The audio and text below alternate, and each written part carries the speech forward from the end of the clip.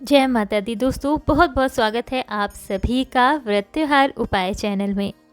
दोस्तों, नवरात्रि के पावन 9 दिनों की शुरुआत बहुत जल्द होने वाली है। नवरात्रि में माता के 9 स्वरूपों की पूजा आराधना की जाती है और हम सभी अपने घरों में माता की चौकी की स्थापना भी करते हैं। दोस्तों, माता की चौकी की स्थापना में कुछ खास बातों का ध्यान रखना होता है। किस तरह से सजानी है आपको ये चौकी, आज के वीडियो में मैं आपको बताऊंगी। लेकिन उससे पहले आप जल्दी से मेरे चैनल को सब्सक्राइब और बेल आइकन को टच कर दें और कमेंट बॉक्स में जय माता दी लिखकर भेज दें। तो दोस्तों, माता की चौकी सजाने के लिए सबसे पहले आप देख सकते हैं मैंने पीछे का बैकग्राउंड जो है उसको डेकोरेट किया है। आप अपने हिसाब से अपनी पसंद से ये डेकोरेशन कर सकते हैं। माता की चौकी जिस जगह पर आप लगाएंगे उस जगह पर माता के दाएं हाथ की तरफ आपको कलश की स्थापना करनी होगी। नवरात्रि की शुरुआत घट स्थापना या कलश स्थापना से ही होती है। ये बहुत ही शुभ होता है। तो कलश स्थापना किस तरह करनी है आप देख लीजिए। सबसे पहले मैंने एक लाल कपड़े पर अक्षत रखे हैं जो कि साबुत अक्षत हैं। टूटे हुए अक्षत या चावल नहीं लेने हैं। इस पर मैंने एक अष्टकमल बना दिया है। अष्टकमल बनाने से जुड़ा हुआ वीडियो मेरे चैनल पर मैं अपलोड कर चुकी हूँ, आप देख लीजिएगा। तो दोस्तों, अष्टकमल बन गया है। अब हम कलश की तैयारी करते हैं। कलश के लिए मैंने यहाँ पर पीतल का एक लोटा लिया है जिसमें जल भरा है शुद्ध। आप स्टील का लोटा या फिर तांबे का लोटा भी ले सकते हैं। तो सबसे पहले हम इस कलश पर स्वास्तिक का चिन्ह बनाएंगे।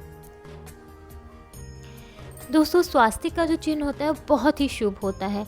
जब भी हम कोई शुभ काम करते हैं तो इस चिन्ह को बना कर ही करते हैं, चाहे वो घर की गृह प्रवेश की पूजा हो, मुंडन हो या फिर कोई भी शुभ कार्य हो।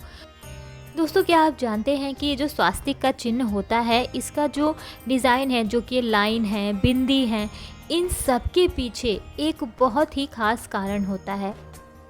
हर बिंदु, हर जो ये डंडी हम बनाते हैं, लाइन बनाते हैं, इसके पीछे एक बहुत ही खास मतलब होता है। तो अगर आप जानना चाहते हैं दोस्तों, स्वास्तिक के बारे में और भी जानकारी चाहते हैं तो मुझे कमेंट करके आप ज़रूर बताइएगा। इससे जुड़ा वीडियो मैं आपके साथ ज़रूर शेयर करूँगी। तो हमने स्वास्तिक का चिन्ह बना दिया। अब कलश के अंदर क्या क्या सामग्री डालनी है वो भी जान लीजिए। तो यहाँ पर है सुपारी, अक्षत, एक सिक्का और कुछ फूल हैं। ये सभी चीज़ें हम कलश में डाल देंगे। अब हम इसमें डालेंगे थोड़ी सी हल्दी और थोड़ा सा कुमकुम।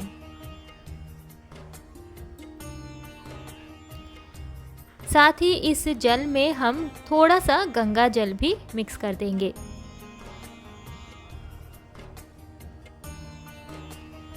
अब हम इसमें लगाएंगे ये आम के पत्ते।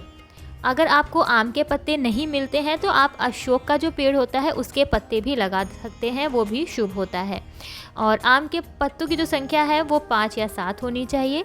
अब इसके ऊपर हमें नारियल रखना है, तो नारियल किस तरह से रखना है ये भी आप ध्यान से देख लीजिए। सबसे पहले नारियल पर एक साफ़ सुथरी लाल चुनरी हम इस तरह से लपेट देंगे और उसके ऊपर हम एक कलावा भी लगा रहे हैं। दोस्तों, अगर आपके पास किसी भी वजह से चुनरी नहीं है तो आप कलावा भी लपेट सकते हैं, वो भी वस्त्र स्वरूप ही माना जाता है।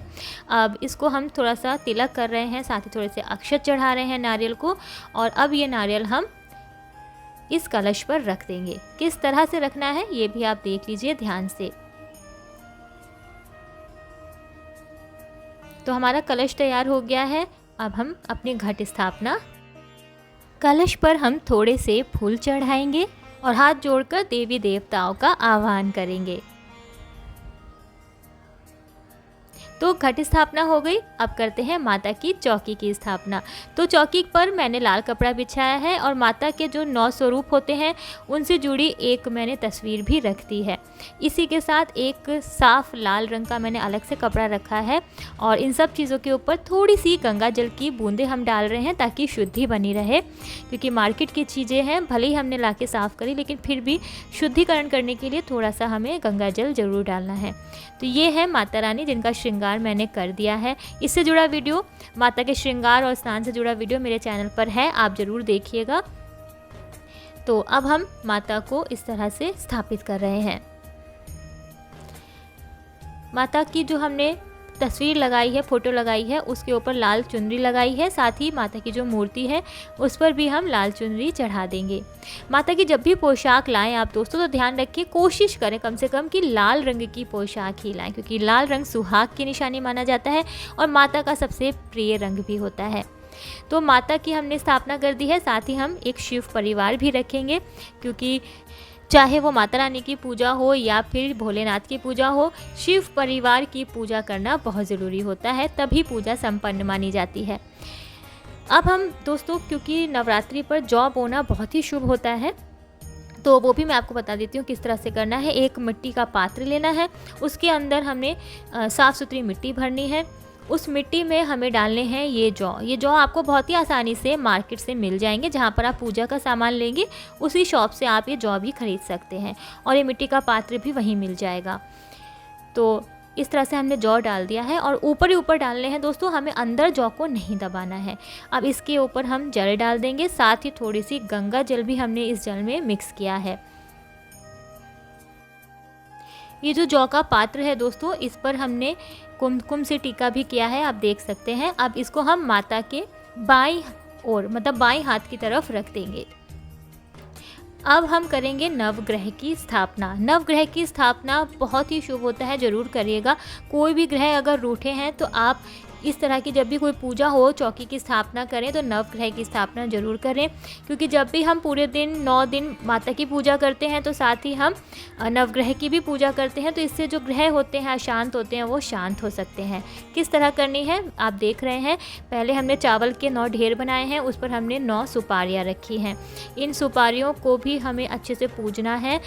इसके अलावा माता के भोग के लिए कौन कौन सी चीज़ें हैं, 5 फल हैं, पंचमेवा है, साथ ही मिठाई है।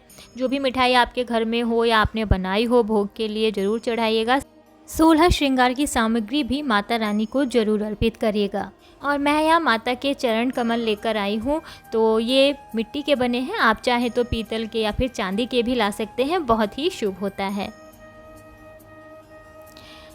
अब माता की पूजा में हमें पान का भी इस्तेमाल करना बहुत ही ज़रूरी है, बहुत ही शुभ होता है ये भी। माता को पान बहुत पसंद है, तो मैंने यहाँ पे 5 पान के पत्ते लिए हैं और इनके ऊपर हम गौर गणेश की स्थापना करेंगे।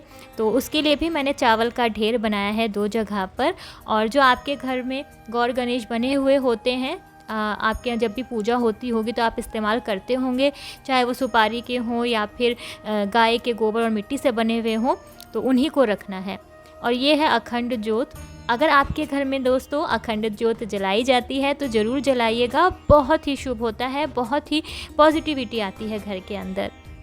दोस्तों अखंड ज्योत जलाने के कुछ खास नियम होते हैं, उससे जुड़ा वीडियो मैं अपने चैनल पर अपलोड कर चुकी हूँ, आप ज़रूर देखिएगा। और माता को लाल रंग के फूल ज़रूर अर्पित करें। तो मुझे माला तो नहीं मिल पाई थी, लेकिन हाँ गुलाब के फूल थोड़े बहुत मुझे मिले हैं, जो कि मैं माता को अर्पित कर दूंगी। लेकिन अगर आप लाल फूल की माला ला सकते हैं तो ज़रूर चढ़ाइएगा, माता बहुत प्रसन्न होती हैं। तो मैंने गुलाब के फूलों की पंखड़ी माता को अर्पित कर दी है। और कुछ फूल हमने जो गौर गणेश की स्थापना की है उन पर भी चढ़ा देंगे। साथ ही जो नवग्रह हैं उन पर भी हमें ये फूल चढ़ाने होंगे।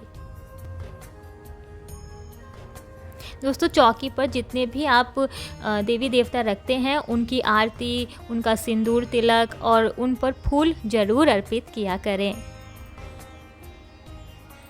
फूल चढ़ाने के बाद दोस्तों अब मैं लास्ट में चढ़ा रही हूँ ये लौंग और इलायची। अब आरती के लिए हमने यहाँ पर कपूर की आरती तैयार की है। जो मंदिर की घंटी होती है वो भी आप चौकी पर ज़रूर रखिए। और अखंड ज्योत के लिए हमने देसी घी का दिया रख ही लिया है, जला ही दिया है। और धूप बत्ती जलाइए बहुत ही सुगंधित, और माता को सिंदूर से तिलक ज़रूर करें। तो दोस्तों चौकी पर स्थापित जो भी देवी देवता हैं हमने सभी का हल्दी कुमकुम कर दिया है। लास्ट में आप थोड़ा सा कुमकुम अपने भी माथे पर और मांग पर ज़रूर लगाइएगा। तो दोस्तों चौकी की स्थापना हो चुकी है, माता रानी का दरबार सज चुका है। माता रानी के जो 9 दिन होते हैं उसमें माता रानी के 9 प्रिय भोग भी होते हैं, 9 प्रिय फूल भी होते हैं। तो कौन से हैं वो 9 भोग, 9 प्रिय फूल, अगर आप जानना चाहते हैं तो मेरे चैनल को सब्सक्राइब करने के बाद बेल आइकन को टच ज़रूर करिएगा। तो अब जल्दी से कर लेते हैं माता रानी की आरती। लेकिन दोस्तों आरती करने से पहले एक बात मैं और बता दूं आपको कि माता रानी की आरती से पहले आपको सप्तशती का पाठ जरूर करना है, साथ ही दुर्गा चालीसा का पाठ करना है और माता रानी के 108 नाम आपको ज़रूर बोलने हैं। तो अगर आप जानना चाहते हैं कौन से हैं वो 108 नाम, तो उससे जुड़ा हुआ वीडियो भी मैं अपने चैनल पर अपलोड कर चुकी हूँ, आप देख लीजिएगा। इसके अलावा माता की सप्तशती के जो पाठ हैं उससे जुड़े हुए वीडियोस भी मेरे चैनल पर मैं अपलोड कर चुकी हूँ, आप देख लीजिएगा। अगर आप पढ़ने का समय नहीं है तो आप वो सुन भी सकते हैं, पढ़ने के बराबर ही फल आपको प्राप्त होगा। घट स्थापना और चौकी की स्थापना करने के बाद माता की आरती ज़रूर करें, वो भी कपूर के साथ। तो दोस्तों वीडियो आपको कैसा लगा मुझे कमेंट करके आप ज़रूर बताइएगा। देखते रहिए व्रत त्योहार उपाय चैनल। जय माता दी।